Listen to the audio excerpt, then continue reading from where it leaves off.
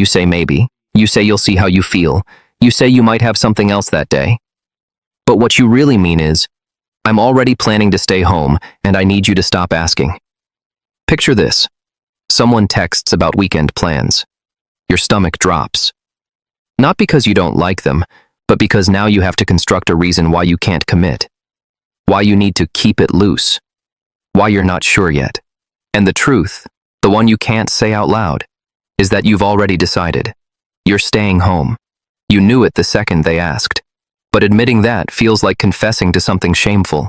So you deflect. You delay. You keep the door cracked just enough that they think there's a chance, when really, there never was one. Here's what's really happening. Avoiding plans isn't about flaking or being unreliable. It's about protecting your nervous system from the cost of leaving your safe zone. For most people, making plans is exciting. For you, it's a threat. Because plans mean performance. They mean stimulation. They mean giving away energy you're not sure you have. And staying home isn't laziness. It's the only way you know how to keep yourself from collapsing under the weight of a world that constantly demands more than you can give. Let me break down the 5 mechanisms behind why you'd rather ghost every invitation than risk leaving the house. Number 1. Making plans means locking in a future version of yourself you can't predict.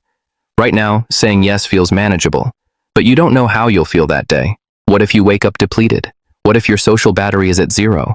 What if the idea of being perceived makes you want to crawl out of your skin? Committing feels like setting a trap for your future self. You're not X, unreliable or flaky. You're Y, someone whose energy levels are unpredictable, and saying yes feels like gambling with stakes you can't afford to lose. And here's where it gets complicated. Number 2. Every plan comes with an invisible cost you're already calculating. It's not just the event, it's getting ready, the commute, the small talk, the effort of being on. And then the recovery time after, when you're too drained to do anything but stare at the wall. Other people see 2 hours of plans. You see an entire day sacrificed. You're not X, antisocial or selfish. You're Y, someone who feels the full weight of social interaction in a way most people don't even register. And avoiding plans is how you protect yourself from burnout that nobody else can see. But there's more to it. Number 3. Staying home is the only place your nervous system feels safe. Out in the world, you're managing, scanning, adjusting. Your body's on low-level alert even in situations that are supposed to be fun. But at home, you can finally exhale. Drop the mask. Stop monitoring how you're coming across. And the thought of voluntarily leaving that safety for something that might not even be worth it feels insane. You're not X, agoraphobic or broken. You're Y, someone whose home is where regulation happens, and every plan is a disruption to the only process that keeps you stable. And that's not even the hardest part. Number 4. You're avoiding the guilt of leaving early or disappointing people. Because you know yourself. You know that halfway through, you might hit a wall. That you might need to leave when everyone else is just getting started. And the idea of being the person who ruins the vibe, who can't just hang, who always has an excuse, it's unbearable. So you avoid the whole situation. You're not X, weak or incapable. You're Y, someone who's been shamed for having limits, and staying home is easier than risking that shame again. Which leads to the real issue.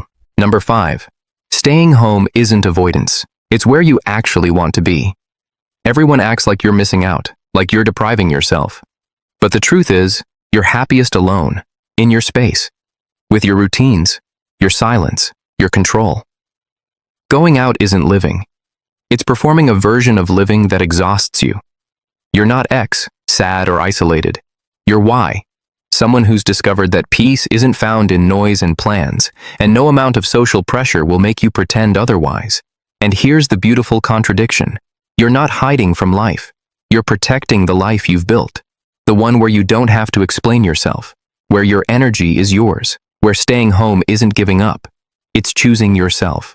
Now, here's the line. If you're avoiding plans because you're scared, because you're convinced you can't handle the world, because isolation feels safer than risk, that's different. That's not preference. That's fear. And fear pretending to be boundaries will eventually suffocate you. You're allowed to stay home. You're allowed to say no. You're allowed to build a life that doesn't require constant justification. The right people won't need you to prove your love by showing up exhausted. Team, plans are a threat. Or team, always down to go out. And if this hit, Next video is about why some people feel guilty for resting. Because if you're avoiding plans to stay home, chances are you're also fighting the voice that says you don't deserve to.